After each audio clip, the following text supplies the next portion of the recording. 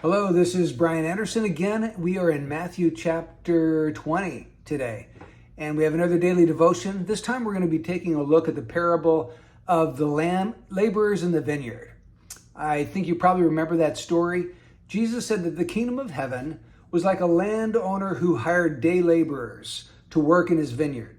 And he went out very early in the morning and found some guys by the side of the road and hired them and said, "I'll pay you a denarius if you work all day in my fields."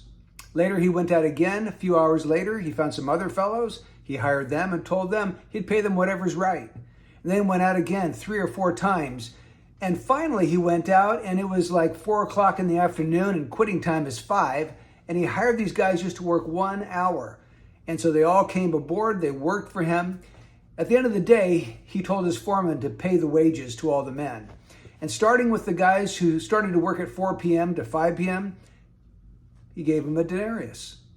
And the guys that were hired at very early in the morning are rubbing their hands together, smiling with glee, thinking, oh boy, we're going to get way more than a denarius, because if that guy got a denarius and he only worked an hour, we're going to get way more because we worked all day long in the scorching heat of the sun. Well, what happens?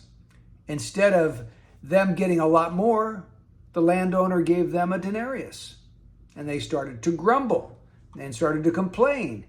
And so the landowner comes back to them and he says, "Friend, I'm doing you no wrong. Did you not agree to work for a denarius? Take what is yours and go. But if I wish to give to this last man the same as to you, is it not lawful for me to do what I wish with what is my own?" So this parable illustrates God's freedom to do whatever he wants to do with what is his own. Now, what is God's own? Well, grace, forgiveness, eternal life, salvation, all those are God's. God can do whatever he wants with those gifts.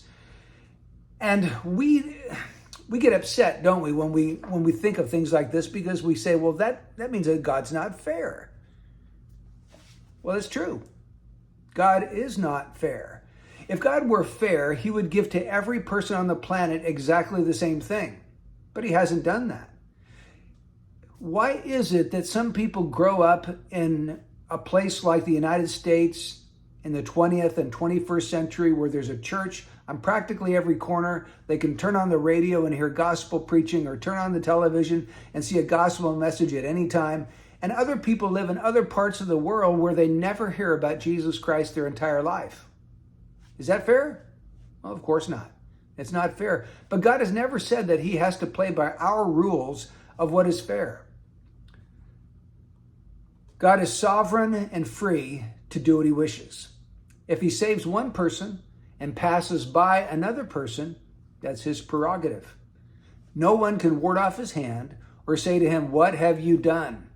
So instead of grumbling and murmuring about God because he saves a vile rapist and murderer while he's in prison towards the last hours of his life and passes over a moral family member whose dies lost in their sins, we need to put our hand over our mouth, bow in the dust, and confess that God is free to do as he pleases. And we need to be okay with that.